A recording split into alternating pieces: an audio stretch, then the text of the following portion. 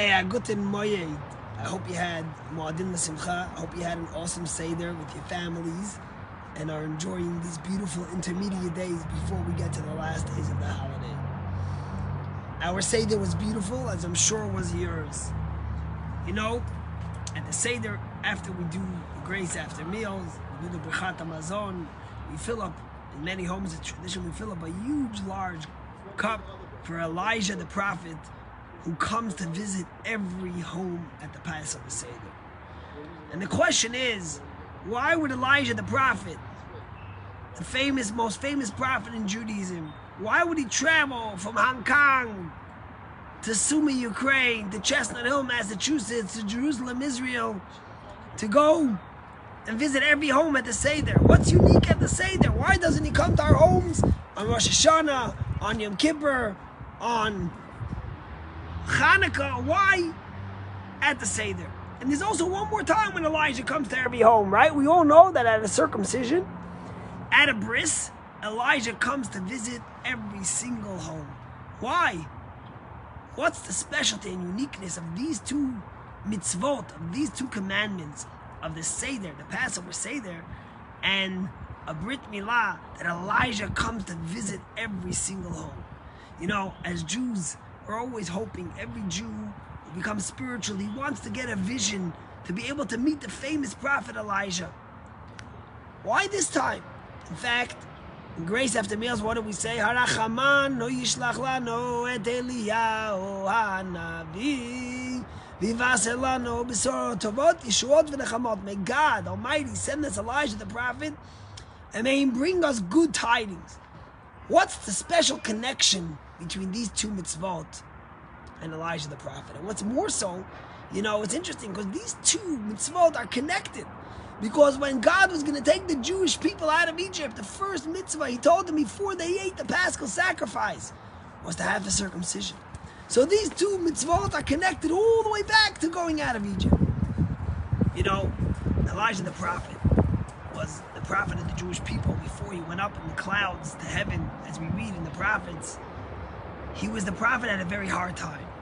There was a wicked king, King Achav, who was an idolater, and he had a wife, Jezebel, who came from Sidon, who together they filled the land of Israel with idolatry to Baal Peor, and the land was full with it. In fact, he killed out all the prophets that were loyal to monotheism, to God, to the ways of Judaism. Achav killed them. And in fact, we know how Elijah tried to go across the land and bring people back, and anyone that read the scriptures knows that Elijah made a famous thing on Mount Carmel where he brought all the false prophets and he made a test with them to show that God was true. And at some point Elijah got exasperated, and Elijah said that there will be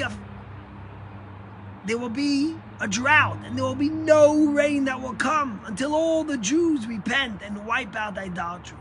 And he came to God and he says, look, King Achav has killed all the prophets. He has brought idolatry into the land. I'm the only one who's still faithful, and he's trying to kill me. I give up. And the rabbis say that Elijah practically gave up on the future of the Jewish people, seeing their ways and what they've done. And God looked at Elijah, tells the prophets, and said to them, you question the faith of my Jewish people?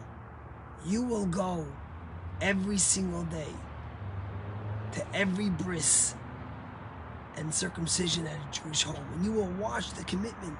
Circumcision is not an easy mitzvah, but yet even secular Jews and Jews throughout the world circumcise their child on the 8th day. God says, Elijah, you spoke against the Jewish people. You will go witness it. And the truth is the same is true about the Seder. Why would a Jew in Ukraine jeopardize their life under such dire circumstances to be at a Seder? Yet we see Chabad has ran over 100 Seders in Ukraine. My son Levi is running a Seder in Rome for American students who during their vacation want to go to a Seder. And the same is true if you go to Siberia, or if you go to New York, to Jerusalem, to Paris. Wherever you go, people are celebrating the Seder. And in fact, the Seder is the most celebrated Jewish holiday, more than Rosh Hashanah and Kippur. Says God to Elijah, You spoke about our Jewish people in this way, and I promise you, you will go for eternity to every Jewish home, wherever it may be, and watch the people in their deep faith to the Almighty, how they celebrate these two mitzvot. You see, the Jewish people are stiff-necked, Torah tells us, but we are hard in the sense that we never give up our deep faith. Even in times when we might not be as perfect as we should, we never forget these two mitzvot, and that's why Elijah comes to every home on Passover. I want to tell you one story that I read about the famous Rabbi Chaim Berlin, who in Jerusalem every year on the Shabbat Chol HaMoed, the Shabbat of Passover, when they read the Shir HaShirim, the Song of Songs from King Solomon, when he got to the verse where King Solomon says, "Hine hayasech yafech," you, my bride, are so beautiful. Your eyes are like the eyes of a dove. He would sob and sob. And one day, one of the great rabbis of Jerusalem, Rabbi Aryeh Levin, who was called the Rabbi of Jerusalem, came over to him and said, "Tell me, why do you cry so much when you say this verse?" And he says, "You know, I'm married to be involved with the Jewish Iron Curtain in communism when it was forbidden to celebrate Judaism. And one day, there were not many people. It was only a few old people who kept Judaism.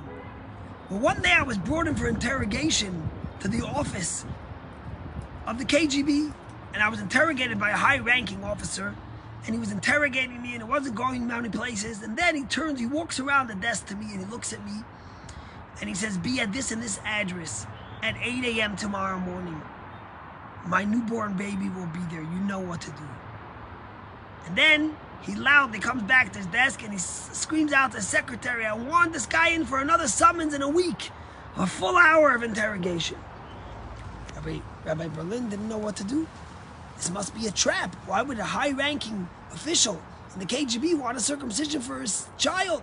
It must be a trap. But he said he wasn't going to take the chance. If he could help another Jew, he went there. And lo and behold, he shows up at the address at 8 a.m. And the KGB officer and his wife were not there. They were not there.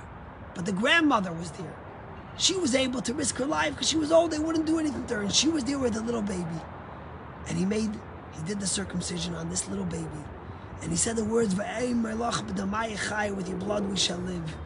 They made the bris, they named the baby, and he left. The next week he comes back to his interrogation. And while the officer's interrogating him, he thanks him for doing a bris on his son. Rabbi Berlin said he couldn't hold himself in. He said, "I had to ask him." I said, "Tell me, you're a KGB officer. You're someone who fights everything about Judaism. Why would you want to give your son a circumcision and jeopardize your life to give him a circumcision when you don't believe in it?" And the KGB officer looked at him and he said, "Listen, I'm an older man already. My life is too late. I'm in the KGB. I'm entrenched. I'm never going to change. But I wanted to give my son the opportunity that if he decides to go back to his roots and to reconnect with his Judaism, that it shouldn't be difficult and he should be circumcised already." Rabbi Berlin turns to this Rabbi Levin and he says, "Now you know why I cry when I say these words. The rabbis teach us that a dove, even when it flies all around the world, its eyes are always looking at the nest of which is where its babies are." He says, so too are the Jewish people. Although they might travel away from Judaism, they might be lost to their Judaism, they might be involved in other things. Their eyes are beautiful because they're always thinking about their children, to give them a bris, to celebrate a Passover, so they could give their children that opportunity to reconnect with our roots. And that's why God sent Elijah, the prophet, to the Seders every year and to the Brit every time it happens, to teach us about the essence of a Jew that we celebrate on Passover, the Pintel Yid that is never lost.